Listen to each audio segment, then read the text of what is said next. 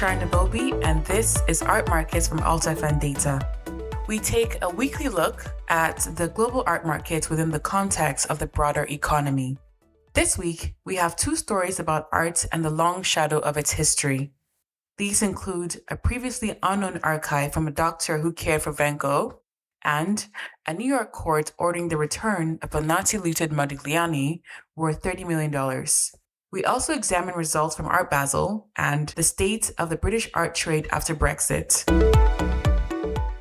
This episode of Art Market is brought to you by FNDATA, the market intelligence platform for insights on the art market, luxury goods, and related public equities. With a membership, you can unlock access to dashboards, reports, and cutting-edge insights to keep your finger on the pulse of the market and drive your competitive advantage. Learn more at altafndata.com/membership.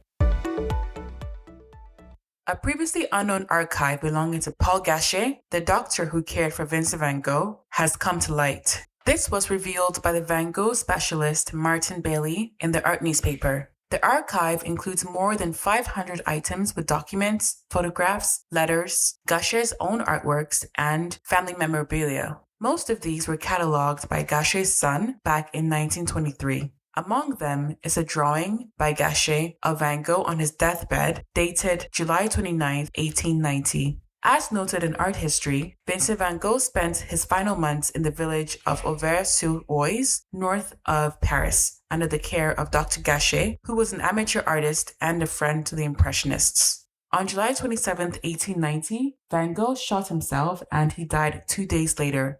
Gachet's sketch is one of only 3 known images recording the artist's death, which is what makes it so significant. For now, the owner, who wishes to remain anonymous, is holding on to the collection and has not announced any plans to sell or donate it.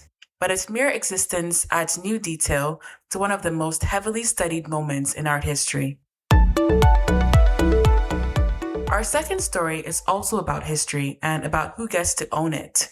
After more than a decade in the courts, a New York judge has ordered the art dealer David Nahmad to return a painting to Amadeo Modigliani that was looted by the Nazis. The work is called Seated Man with a Cane. It was painted in 1918 as a portrait of the chocolate merchant, and it is valued at $30 million. The painting once belonged to Oscar Stettiner, a Jewish dealer in Paris who fled the city before the Nazi occupation in 1939, leaving his collection behind to be seized and resold. Nahmad bought the picture at a Christie's auction in 1996 for $3.2 million, and it has sat in storage in Switzerland ever since. Ruling on the 16th of June, Justice Joel Cohen found that Stettiner, in his words, had a superior right of possession of the painting and never voluntarily relinquished it.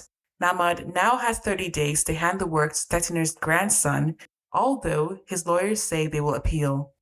It is one of the highest valued Nazi-era restitution rulings in years, and a reminder that provenance, the ownership history of the work, is not just paperwork. It can decide who owns a $30 million painting. Now to Art Basel, the global fair that dominates the art calendar. Art Basel has concluded with 290 galleries from 43 countries, and the verdict is cautiously positive. Dealers reported solid sales across price points, which was a relief after a couple of uncertain years. But this was at the very top of the market. The fair's biggest reported sale was a 1963 Picasso called The Painter and His Model in a Landscape. This carried an asking price of $35 million at the gallery Hauser & Wirth. The same dealer also placed a $20 million Gerard Richter and a $5 million Cy Twombly. A sculpture by Yves Klein sold for $2.5 million at Xavier Hufkens. So the blue chips moved. The open question, though, is about everything else beneath them. That's New Shape is clearest in London, where the art newspaper this week took stock of Brexit's impact on the UK art trade a decade on from the vote. The headline is that London has held on its position as the world's second largest art market behind the United States, but its lead has narrowed. According to the arts economist Claire McAndrew, the UK's share of global art sales has slipped from 21% in 2016 to 18% last year.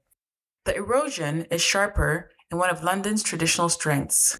Its share of the European Old Masters markets has fallen from 52% in 2014 to 38% in 2025. The cause is less about demand than about friction. Leaving the European Union added layers of paperwork to the simple act of moving art across the border, with import VAT, export licenses, and customs documents called ATA carnets. As Amanda Gray, a lawyer at Mishcon de Rea, puts it, gallerists and collectors have borne the brunt and added cost, uncertainty, and delay. The effect has been uneven.